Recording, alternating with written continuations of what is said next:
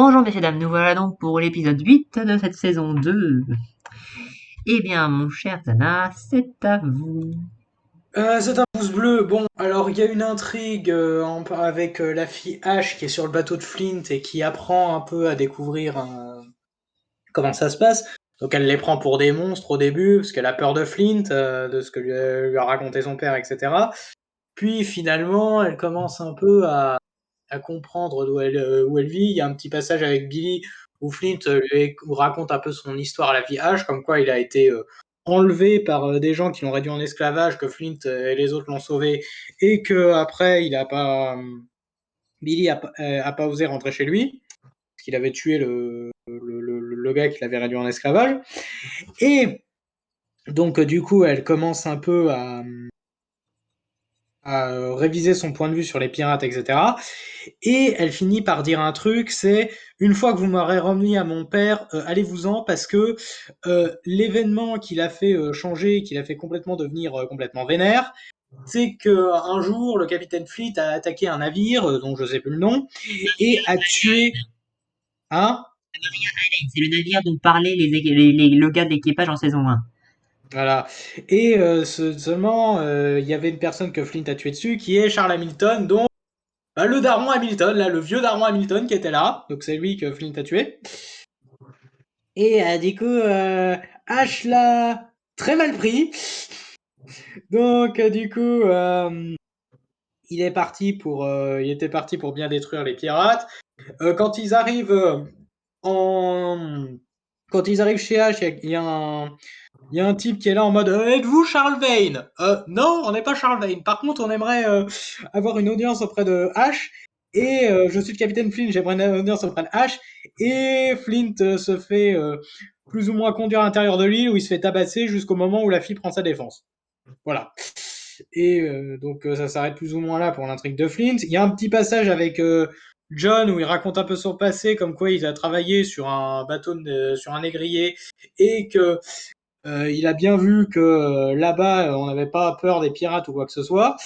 Et du coup, il en parle un peu à l'équipage. Il y a les deux veilleurs là qui devaient charger le trésor qui sont là. Il y en a un qui se fout un peu de la gueule de Silver et se fait réprimander.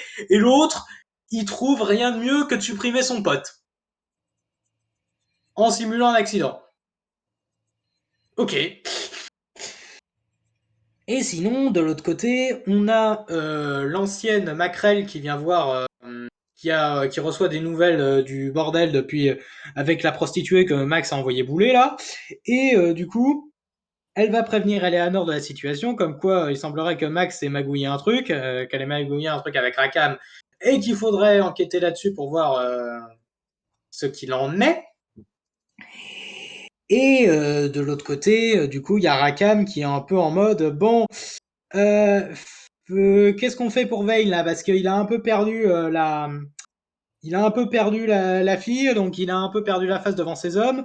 Donc, est-ce qu'il n'y a pas moyen qu'on profite de la situation pour aller chez lui et demander la possibilité d'utiliser le fort pour cacher l'or qu'on va récupérer? Et ils y vont. Et ils trouvent le cadavre du père Guthrie que Vane a fait tuer en guise de représailles. Donc, c'est un peu la merde pour Vane, hein. Je crois qu'il est définitivement banni de l'île, celui-là. À supposer qu'il y a encore. Et ouais, bah c'est intéressant, là, le développement de Vayne, il continue. Le développement d'Eleanor, il continue. Ah, par contre, le développement de Max, putain, non, je suis désolé, mais j'arrive pas avec ce personnage. Elle fout tellement la merde, elle se croit tellement au-dessus de tout, celle-là, que... À un moment, je suis en mode, non mais Eleanor, c'est quand tu veux que tu vas lui régler son compte, celle-là, hein, mais bon. Non, Franchement, non, Max, je peux pas. comme quoi il s'est trouvé tellement au-dessus de tout dans cet épisode, à part dire que ce qu'ils avaient dit c'était une connerie là, parce que techniquement c'était une connerie. Bah, enterrer le... Ouais, bah, du coup... Sachant que c'était une solution balancée comme ça, qu'ils étaient même pas sûrs de continuer sur cette solution-là, donc mais bon, je dis ça, mais bon, non, non, Max, j'y arrive pas. Je n'arrive pas avec ce personnage, je suis désolé, mais je ne la supporte pas. Envie de la tuer dès que je parle. Non, mais je ne la supporte pas, sa survie tient du non-sens, mais bon, bref, voilà. Et, ouais, non, non, c'est... je crois que j'ai fait le tour sur cet épisode, il n'y a pas grand-chose à résumer de plus, donc pouce bleu, même si... Bon, ben Volcano, c'est à toi. Je vais mettre un pouce vert. Bon, autant dire que ça hype beaucoup pour la suite. Euh, Vayne, honnêtement, la fin de l'épisode dernier, je me suis dit, merde, on a le père Guthrie on voyait le père Guthrie en pleine nuit, on voyait des hommes dans l'ombre, on se demandait qui c'était. Là maintenant, on sait que c'est Vayne et son équipage qui vont tuer le père Guthrie. Et du coup, pour l'épisode, je suis persuadé que Vayne il s'est introduit dans le bateau de Flint. Je pense que je dis des conneries ou pas. Et je dis des conneries. Ah, En fait, je trouve que ça me paraît assez clair que s'il avait pu s'introduire dans le navire de Flint, bah déjà, il l'aurait attaqué pendant la navigation. Et non, il est à l'extérieur, il a dû venir en chaloupe avec ses hommes, et ils sont dans les roseaux derrière le navire de Flint, qui est à Charleston. d'accord, moi j'avais pas compris ça.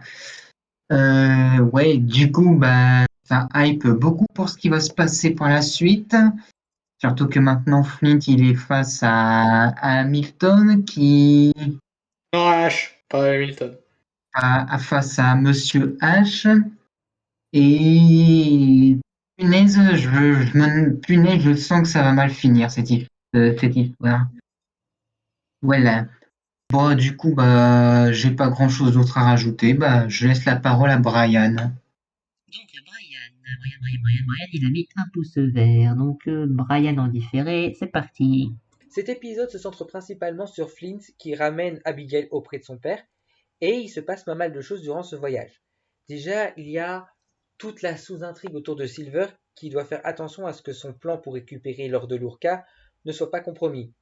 Et je ne vous cache pas que depuis l'épisode précédent, j'ai vraiment du mal avec cet arc-là. Ensuite, on apprend un petit peu plus sur le passé de Billy, mais je trouve que ce n'est pas très bien amené et qu'on aurait pu le montrer avec quelques images.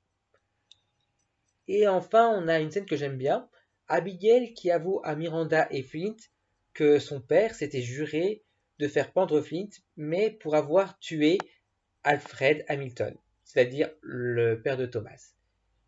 Et j'avoue que cette partie-là m'a bien plu, et surtout qu'on le montre avec des images, contrairement au passé de Billy.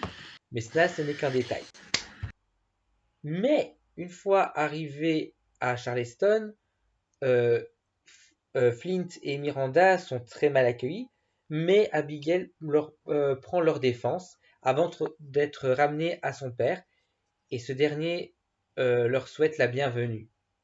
Et je trouve que cette scène de retrouvailles, même si j'aime bien, elle est beaucoup trop courte pour ce que ça représente. Mais je suis curieux de voir ce que ça peut donner par la suite. Du côté de Nassau, on a une sous-intrigue qui me plaît énormément. On apprend que l'ancienne tenancière du bordel espionne Jack et Max pour le compte d'Eleanor.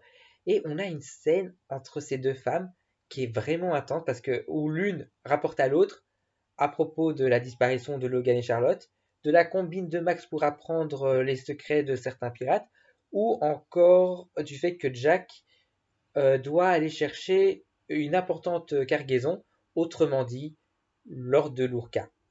J'aime beaucoup le personnage de l'ancienne tenancière, surtout quand elle montre sa fidélité à Eleanor, tout en lui suggérant d'empêcher Max d'anéantir ses projets pour Nassau. Ce qui prouve que ce personnage, même si on la montre très peu depuis le début de la série, elle a une importance capitale dans l'intrigue. Et enfin, on a une sous-intrigue que j'aime bien également. Suite à une discussion assez tendue entre lui et Max, Jack doit demander de l'aide au fort afin de cacher l'or de l'Urca. Sauf qu'il n'y a personne. En effet, il tombe sur le cadavre de Richard Guthrie, qui a été tué hors champ suite au cliffhanger de l'épisode précédent. Cependant, on trouve une lettre de Vane qui est adressée à Eleanor. La mort de Richard n'était qu'un avertissement suite à sa décision d'avoir libéré Abigail, et il il a bien écrit qu'il a bien l'intention de la récupérer avant de revenir à Nassau pour se venger. Et l'épisode se termine sur un excellent cliffhanger où on voit Vane et ses hommes qui s'apprêtent à attaquer Charleston, ce qui donne vraiment envie de voir la suite. Et franchement, j'ai vraiment hâte. Je laisse la parole au suivant. Du coup, bah, c'est à Henri. Henri qui il a mis un pouce bleu.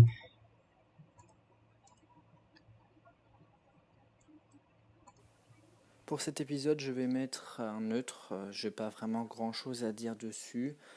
J'ai juste envie de savoir un peu plus sur le niveau de Flint et comment on va réagir le truc H, là, machin chouette.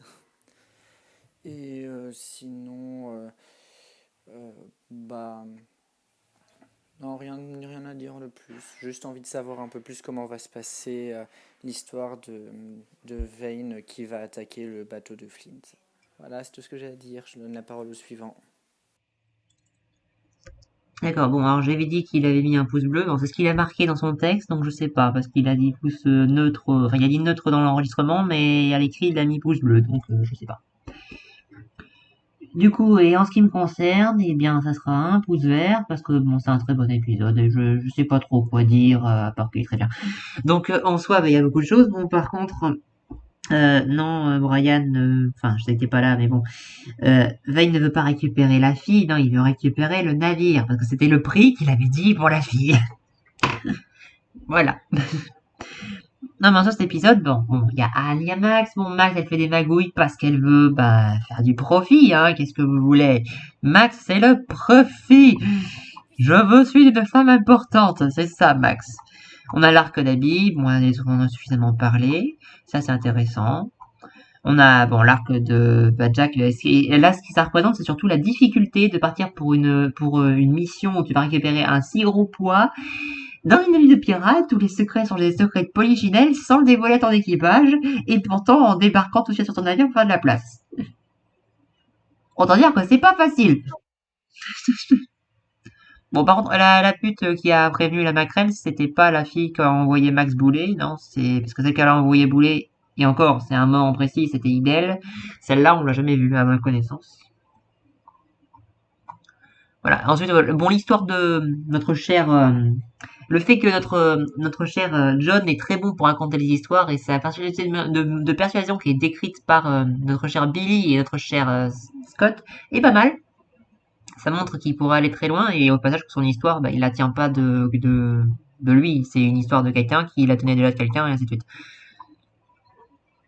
Après, pour le gars qui s'est fait tuer par l'autre gars des deux veilleurs, bon, c'est surtout qu'en fait, John disait qu'il commençait à être un problème pour garder les secrets, et du coup, ben, l'autre il a pensé qu'il fallait le buter, alors que non, mais bon, il a été con, hein, que voulez-vous, hein.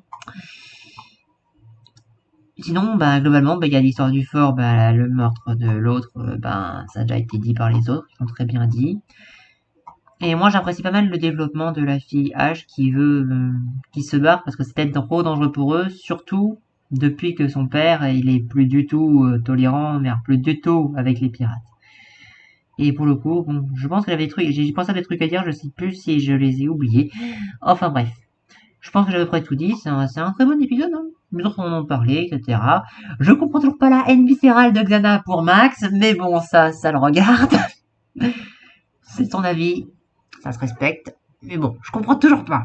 En soi, je peux comprendre qu'elle soit, personnellement, moi je la trouve, franchement, je la trouve personnellement, Max, franchement, je m'en cogne un peu de sa gueule. Elle fait ses affaires, c'est pas le plus intéressant, je m'en fous. En fait, dans ces affaires, je suis désolé, mais je peux pas voir le truc de ah nana, je me suis fait blouser Marianne, je veux me venger. J'ai toujours l'impression de voir une gamine en fait. Ah, mais là, elle se venge pas, là, elle fait ses affaires, elle essaye, elle laisse personne contrarier ses ambitions, elle va dans ses affaires pour obtenir ses ambitions. Là, elle est pas, peut-être au début, il y avait une petite dent contre Eleanor, mais là, elle s'en cogne d'Eleanor. Elle fait comme si elle était pas là.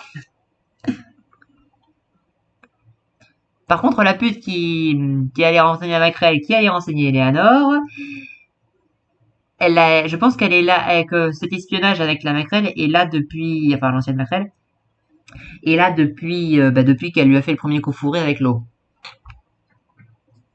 Je pense que c'est ça. Mince, j'avais pensé à un autre truc que j'ai oublié.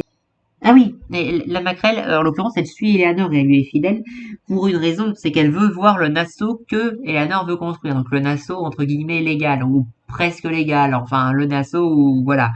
Le Nassau que Flint lui propose jusque-là. C'est-à-dire celui-là où il y a la réconciliation avec l'Angleterre, où ils sont une colonie, entre guillemets, indépendante, et où ils font leurs affaires en paix, et de préférence, pas avec les pirates. C'est surtout ça qu'elle veut. Sa fidélité, elle est surtout après cette vision-là, plutôt qu'envers Eleanor. Sinon, je crois que j'ai tout dit, je sais pas trop quoi rajouter. Donc si quelqu'un a un truc à rajouter, bah, c'est à vous les gars.